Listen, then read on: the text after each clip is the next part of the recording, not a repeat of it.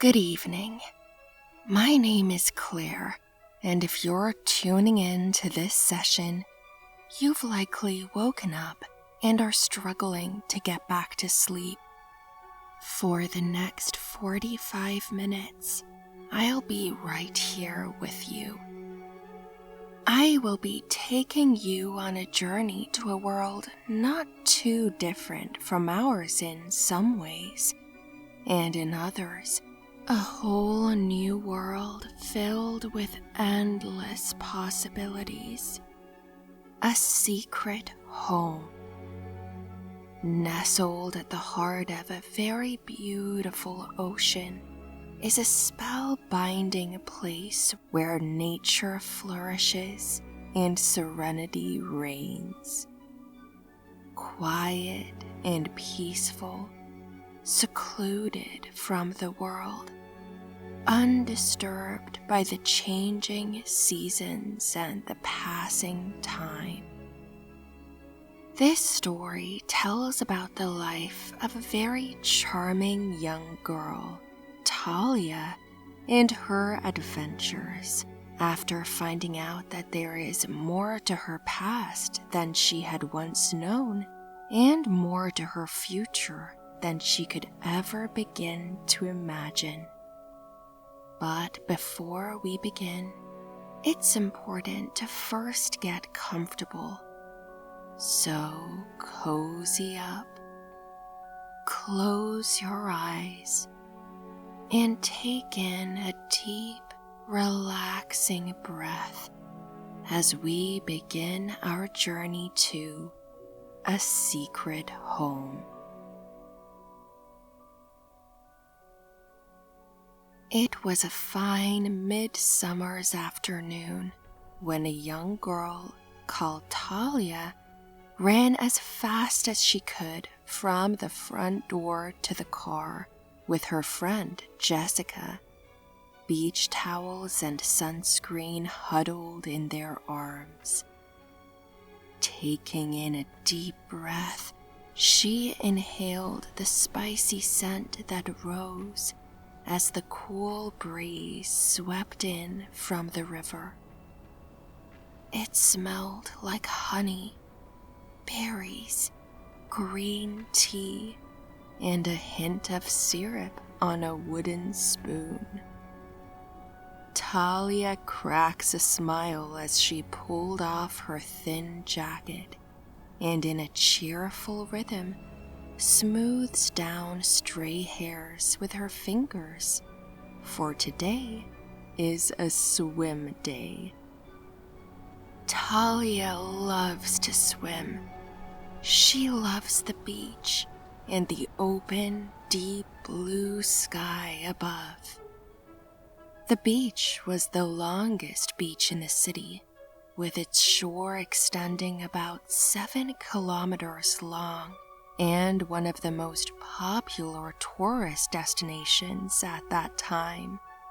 A commercial center bustling with energy as it was frequented by all social classes, from the less fortunate in need of charity to the royal leaders themselves. It was a hot day, with temperature readings of about 27 degrees Celsius. That's the sort of weather that brings people to the beach. It was at this beach that Talia discovered the true story of her past. "Shotgun!" Jessica shouted before hopping into the front seat. "You know you don't need to shout shotgun when you're already 2 seconds away from the car, right?" Talia said, playfully rolling her eyes at her best friend. "And what's the fun in that?" Jessica responded, flashing her friend a mischievous smile. Talia got in the back seat just as her brother Roman entered the driver's seat. She didn't trust her brother's driving much, but today was the only day she and Jessica were both free for a day out. The sun's rays beamed on her face, a bright glow illuminating her face as she watched her brother drive out of their front yard. "Put the cover up," Jessica demanded, shielding her eyes from the sun. Talia laughed behind her, giving her friend the sunglasses on her head. "Here you go. Some of us are trying to enjoy this amazing weather." Talia stretched her arm outside of the convertible, feeling the soft breeze tickle her skin as they drove through the empty road. She closed her eyes, already imagining herself at the beach, engulfed in the cool water under the beating sun. Before she could fall asleep, she felt a hand hit her on the head. She quickly rose from her dream state and looked up, only to see her friend in front of the door, pearly white teeth decorating her face. "We're here, sleepyhead," Jessica uttered, reaching over her shoulder to carry their blankets. Talia quickly got herself together, suddenly excited again to be at the beach. The two girls ran from the parking lot, leaving Talia's brother trailing behind them. The beach was fairly empty, as it was a Wednesday morning. The two girls loved the serenity of an empty beach, the most prominent sound being the thrashing of the waves as they tumble and unfold. Talia takes off her baggy t-shirt and shorts, happy that she wore her bikini underneath and didn't have to waste time changing. Jessica followed suit, and the two girls skipped into the water, refreshed by the feeling of the cool water on their legs and the sand squishing between their toes. Talia submerged herself in the water, her brown locks spread out like a starfish as she tried to keep her eyes open in the salty water. "Stop trying to swim in the ocean, Talia.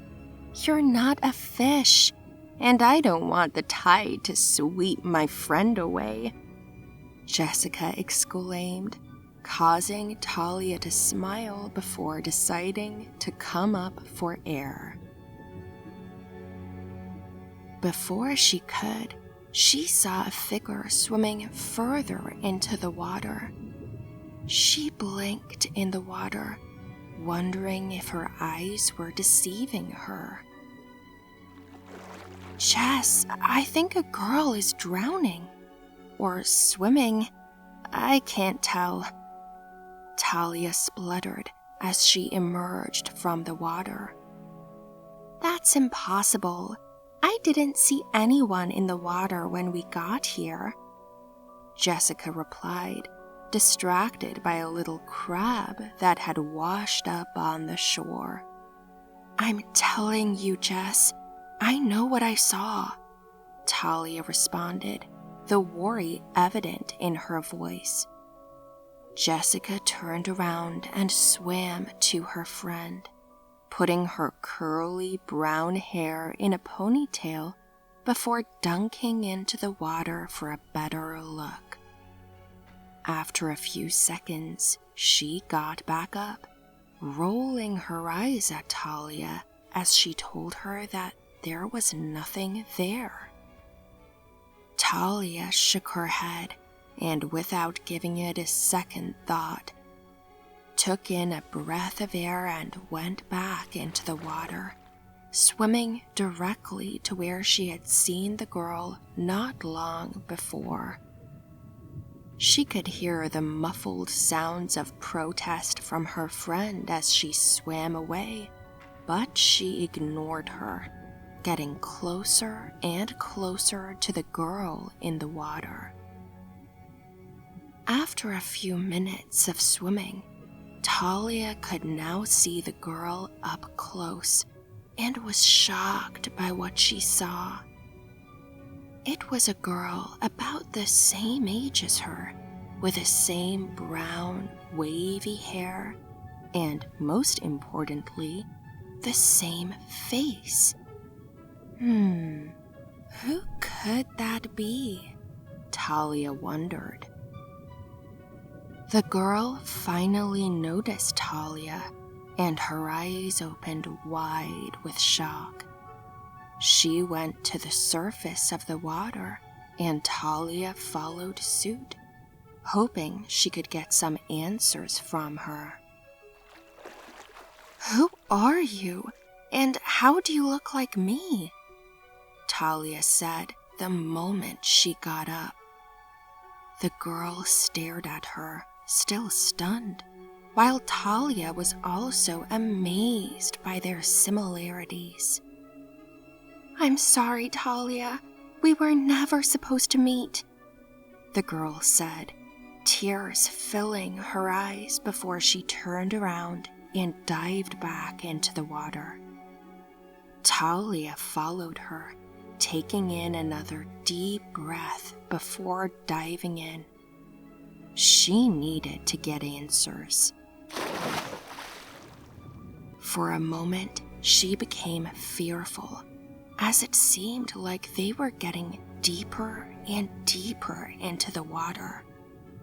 Right before she was about to give up and swim back to the surface, she noticed a bright light coming from the water. Looking closer, she saw that there was a door on the ocean floor, and the mysterious girl had just gone through it. Talia swam faster, trying but failing to reach the door before it closed. As she floated in front of the closed door, she realized that she didn't feel like she needed to breathe. She had been in the water for almost 5 minutes, and she felt like she could stay there for days.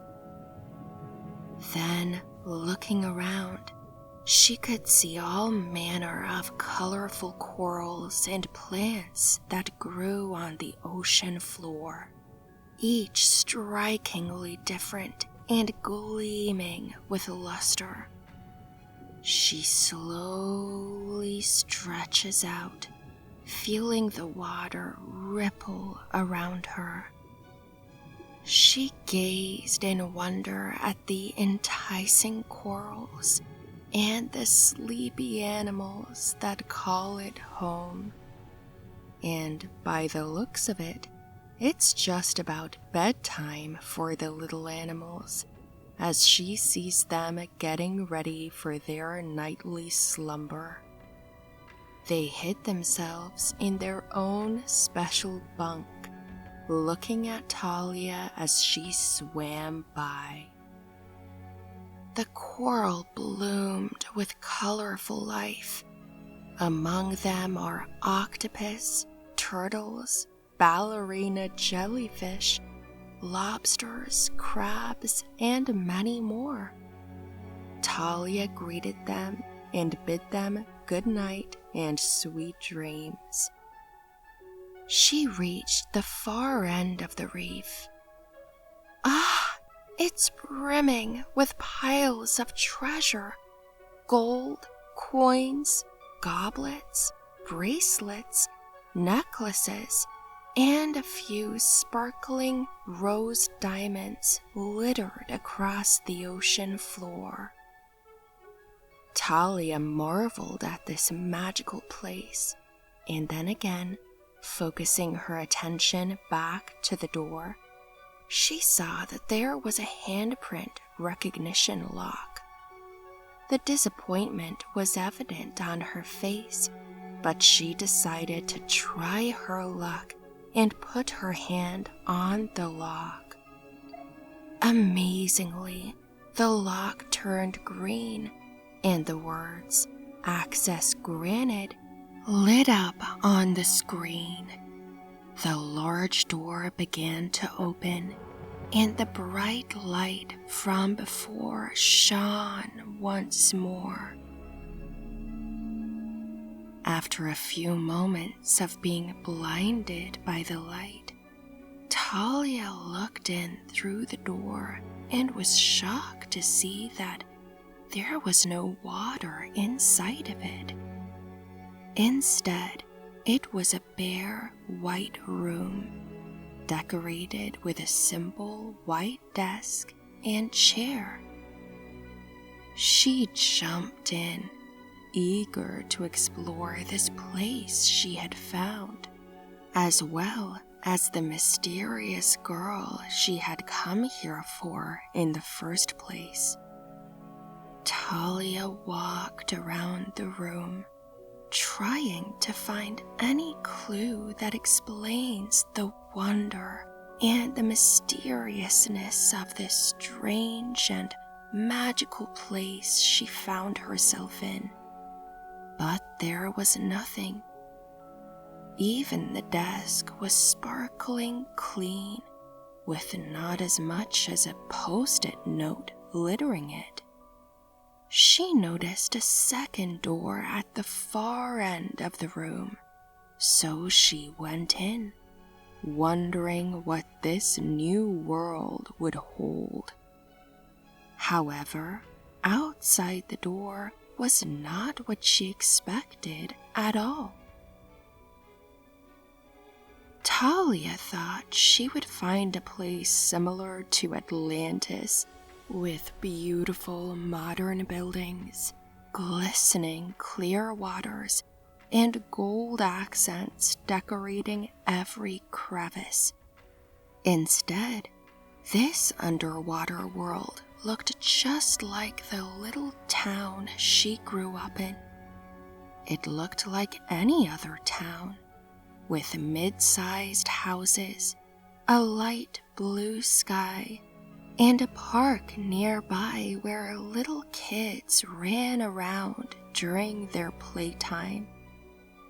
But one thing she could certainly tell was, this was a spellbinding place where nature flourishes and serenity reigns. Quiet and peaceful, secluded from the world, undisturbed by the changing seasons and the passing time. Talia looked around in wonder at what this place was. Then suddenly, a strange hand grabbed her from behind, tickling her with cold wetness. Talia gasped once she felt the cold hand touch her arm. "What are you doing here?" the voice uttered angrily. Talia turned, surprised to see that it was the same girl from before. "Who are you?" Talia asked her.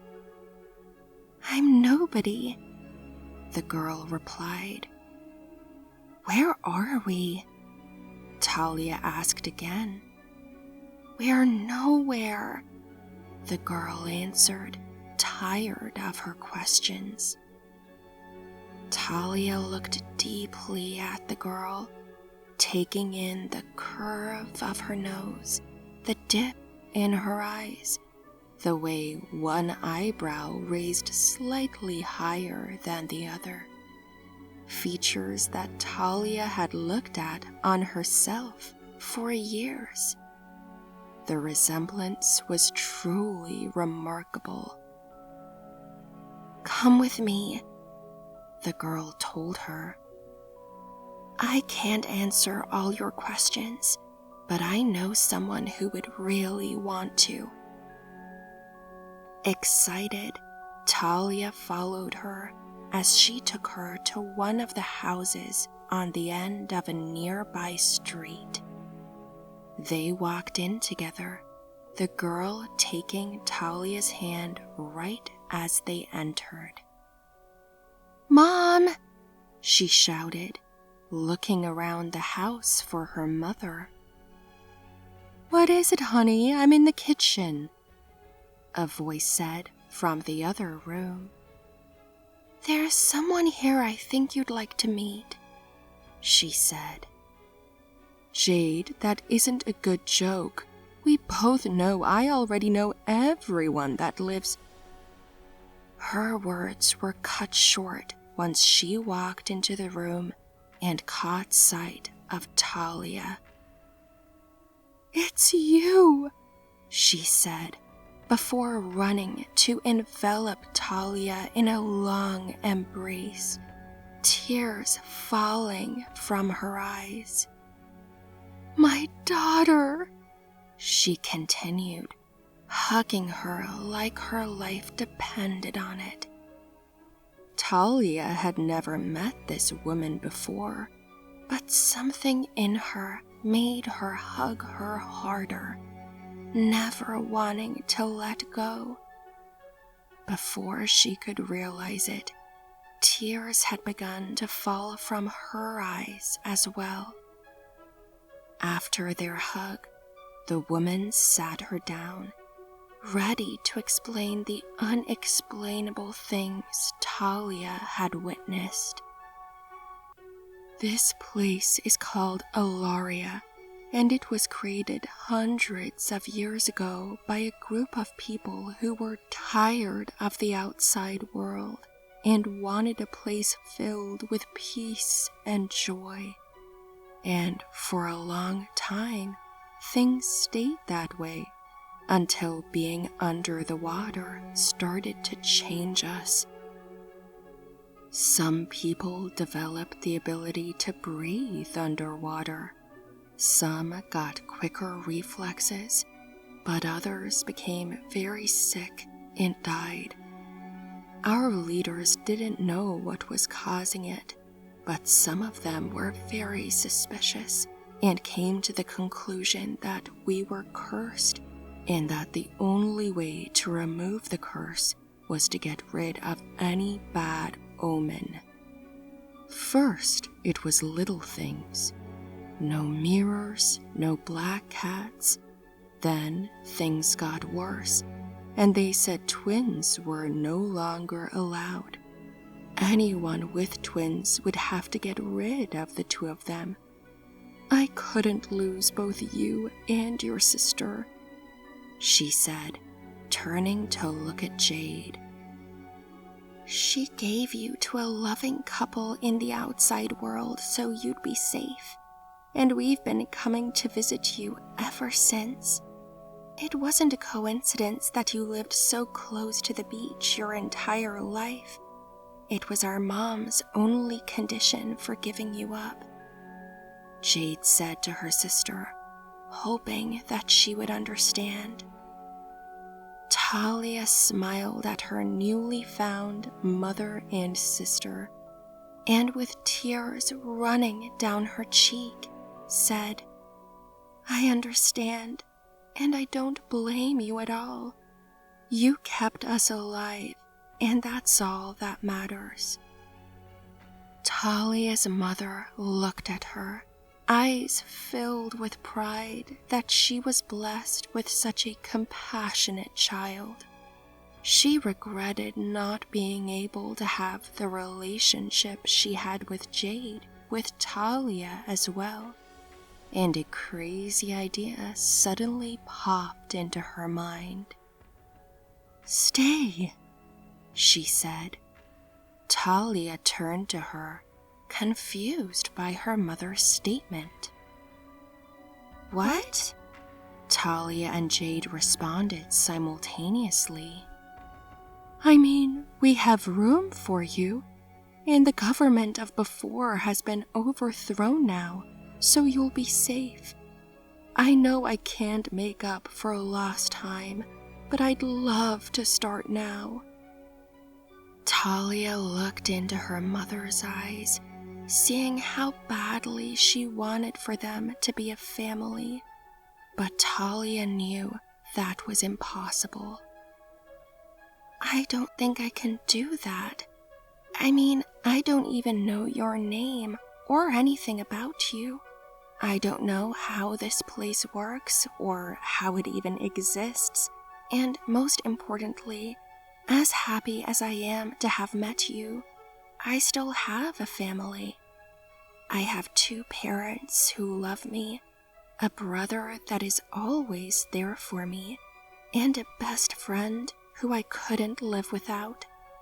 I'd love to come visit whenever I can, but I have to go." Talia hugged her twin sister and mom one more time, trying her best not to cry. "I'll see you soon," she said, walking towards the door. "We love you," they both shouted, making Talia smile as she opened the door and swam back to the surface. She took her time, swimming around happily, greeting the colorful fishes in the water and admiring the enchanting coral. Finally, she got to the surface and began to freestyle back to shore. When she reached it, she saw Jessica standing there with a worried expression. "Oh my God, Talia! Where did you go? And how did you stay underwater for a whole 5 minutes?" her friend asked, giving her a towel before pulling her in for a hug. "Is that a joke? I was gone for at least an hour," Talia responded. "Don't be silly, Talia. If that was the case, then you must be a fish. See?" she said, showing her the time on her phone. Jess was right. Barely any time had passed. "I don't get it. I was in Alaria for quite some time. It doesn't make any sense." "Let's just go home, girl," Jess said. "I think you must have hit your head or something." Jess packed all their stuff and started walking back to the car. Talia turned back to the ocean and saw her sister at the surface, waving goodbye. Talia knew there was more to the story, but she would just have to find out next time. "Hey, Jess," Talia said. "Yes, Talia?" "Could we come back to the beach tomorrow?" "Sure, you know I love the beach," her friend responded. "So do I," Talia said, staring at the ocean one more time before jogging to catch up with her friend. The next day, Talia woke up excited to see her family again. She opened up her windows, expecting to see a bright, sunny sky, but was surprised to see that it was dark and dull, with small droplets of water drizzling from the sky. The smile on her face fell, and she was disappointed that her trip would have to wait. Suddenly, she heard the door open loudly and watched her best friend jump on her bed, clothes wet from the rain. "Hey, Talia. You know, you really should thank me for coming over in this rain," her friend said, taking off her wet jacket and tossing it on the floor. "I didn't ask you to come over in the rain, Jess," Talia responded, giving her a playful eye roll. How are we supposed to go to the beach together if I didn't show up? Talia gave her friend a confused look. Why would we go to the beach? It's raining, she said, wondering if her friend had forgotten that so soon. A little rain never killed anyone, Tal, Jessica added, grabbing her friend's arm and giving it a shake. Talia was encouraged by her friend's words and decided to get ready to go to the beach. The girls decided to walk this time after Talia's brother ignored their request for him to be their driver. Once they got to the beach, they started to notice the winds getting stronger. The air was cold and the sky was getting cloudier, and the two girls realized that this may not have been the best plan. I think we should head back, Jessica said, trying her best to hold on to the beach items in her arms. Talia looked longingly at the water, not wanting to have to turn back on her family when she was already there. I'll be back in a few minutes, Jess, Talia said, giving her friend a wave before running to the water. Just like yesterday, Jess protested, screaming for Talia to come back, this time mostly worried about the harsh waves on the water. Talia jumped into the water, shocked by how cold it was compared to yesterday. She pushed back her discomfort and fought the current to swim to the door. Once the door came into her line of vision, she swam faster, eager to get into it. When she got there, she attempted to open the door, but was surprised by what happened. The door opened, but not to reveal the bright white light she had seen just the day before. Now, all it showed was the ocean floor that lay around it. A door that had once led to one of the hidden treasures of the world was now just a prop. Talia realized that she couldn't just stay in the water. The door to Ilaria was no longer there. She had to leave. She swam back to shore, surprised to see her friend talking to the lifeguard at the station a few minutes away. Jess! Talia screamed so her friend could hear her. I'm back! Jess ran to her friend and gave her a hug. I thought you were drowning or something. I was so worried, Jess said, squeezing her friend even tighter. The two girls realized they had had enough beach time for the day and decided to go home. They walked back to Talia's house, but Jess decided to go back home once they arrived. Talia felt tired from all of her swimming, so she changed out of her wet clothes and jumped into bed for a nap. At what felt like a few minutes later, Talia felt a hand tapping her shoulder.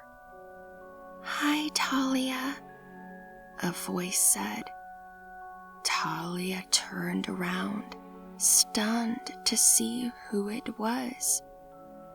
Jade, what are you doing here? Talia asked her sister, her voice still heavy with sleep. We need your help, Talia. Something has happened.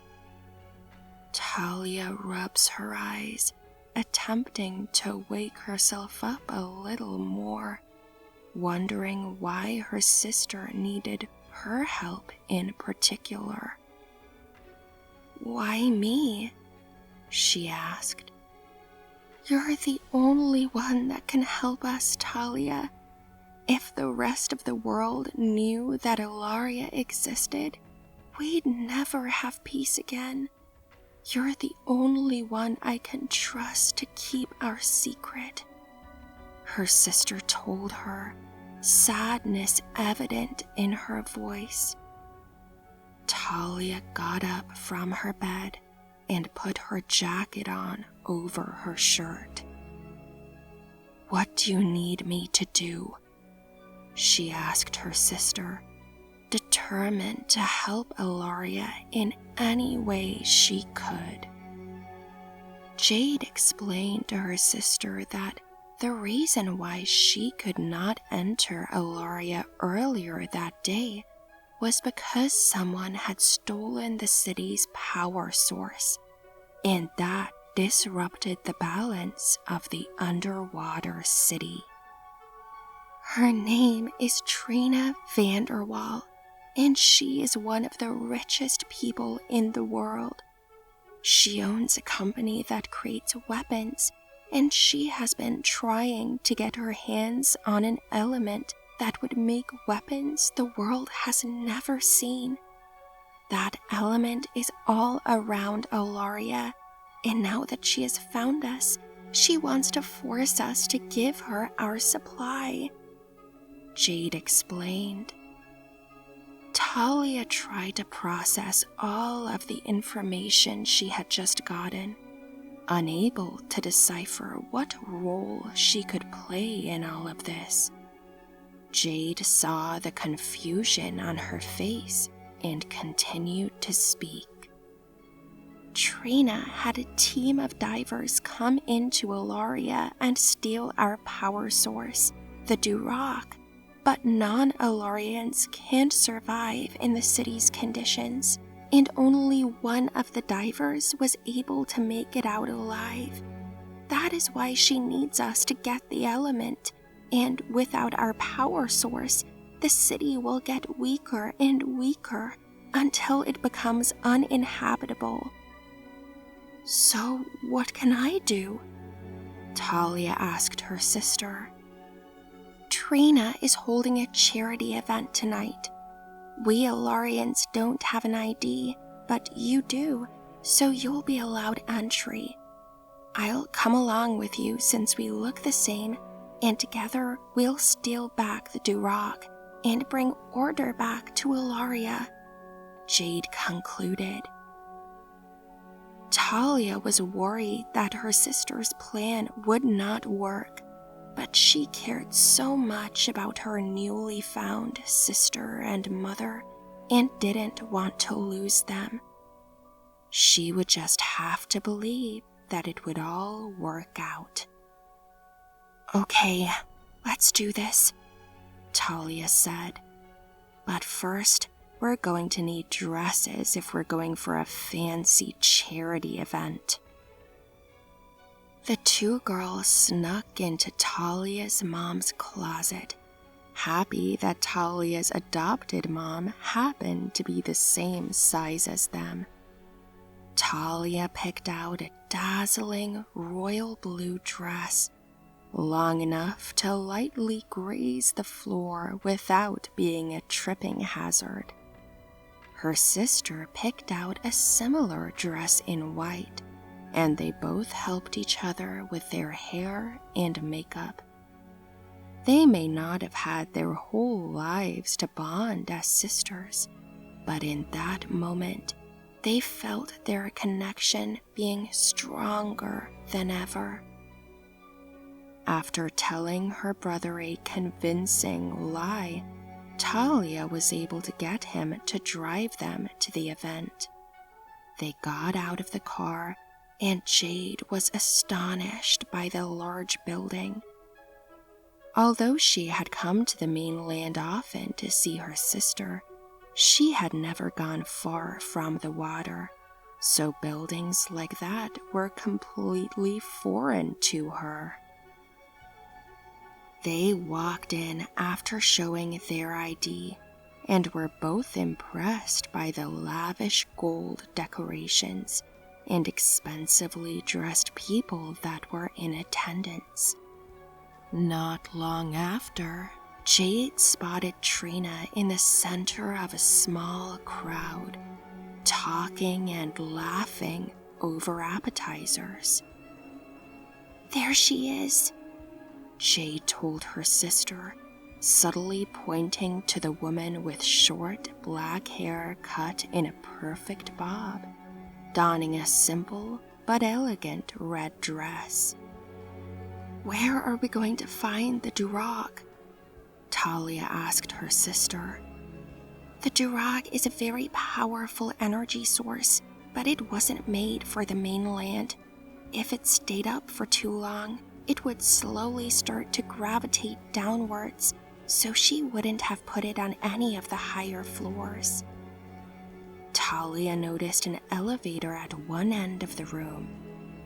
"We should check the basement," she said, pulling her sister towards the elevator doors. They walked in and hit the button for the basement, hopeful that they would be able to get the Duroc back.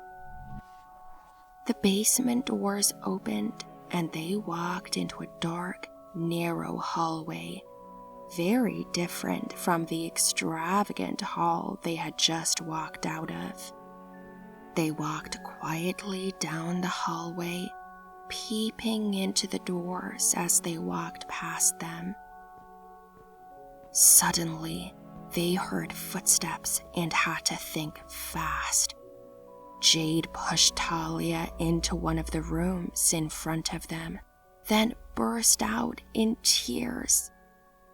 "Help! I saw someone up there carrying a knife," she lies. The security guard ran towards the exit, not noticing the other twin peeping out of the door. "Nice save," Talia credited her sister. She takes a moment to look at the room around her and is intrigued when she sees a safe in the wall. "In here, Jade," she tells her sister as she walks towards the safe. The two girls study the safe, wondering what the code could be. Suddenly, Jade gets an idea and puts a number into the safe. After a few moments, the safe opens to reveal a large green ball, shining brightly and instantly heating up the room. "How did you get it?" Talia asked her sister, still shocked by the Duroc's magnificence. "It was 119, Jade responded. "For the 119th element that only exists in Ilaria." The girls realized they needed to leave, so they put the Duroc into Jade's light-proof bag and quickly left the building before anyone could notice the missing Duroc. Once they were out, they got back into the car, ecstatic that they had pulled off their mini heist. "What are you two so excited about?" Talia's brother asked. "Nothing," Talia said, giving Jade a knowing smile.